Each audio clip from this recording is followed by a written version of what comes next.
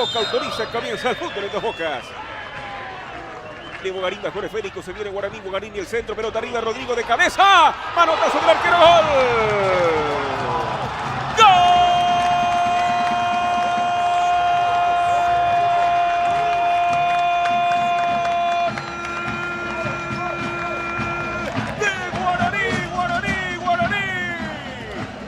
López ganando por el área el cabezazo, el manotazo de Aquino no pudo contener la potencia del cabezazo de López, la pelota al fondo de la portería, Guaraní al frente de marcador en Dos Bocas, quiere seguir en la punta al cuadro legendario, señores, por Rodrigo López de cabeza, Guaraní 1, Luqueño 0.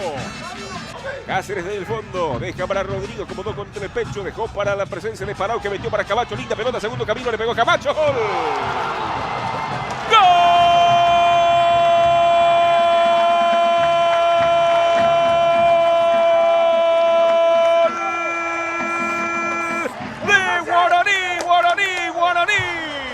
Aparece Camacho, el pase a profundidad, de zurda define al palo derecho del arquero, Guaraní amplía la ventaja en Dos Bocas, más puntero que nunca, por Néstor Camacho, Guaraní 2, Luqueño 0.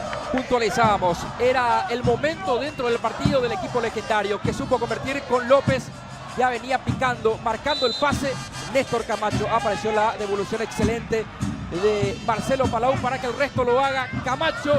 Y de esta forma el legendario, el puntero del campeonato, estira la diferencia práctico en esta jugada 2-0. Con mayor presencia dentro del área aborigen. Abrió por el costado la carga del Sportivo Luqueño con peligro marcando por la punta. Insiste Luque, se metió Núñez, le pegó de zurda, ¡golazo!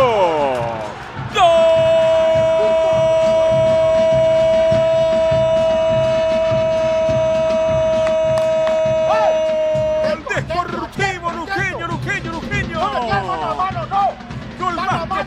Señores, por el trámite del encuentro, Núñez aparece definiendo de zurda, limpiando el camino, levantó la vista, saca el sablazo al fondo de la portería de Aguilar, descuenta Sportivo Luqueño en Dos Bocas, se pone a tiro de empate por Jorge Núñez, el partido está 2-1.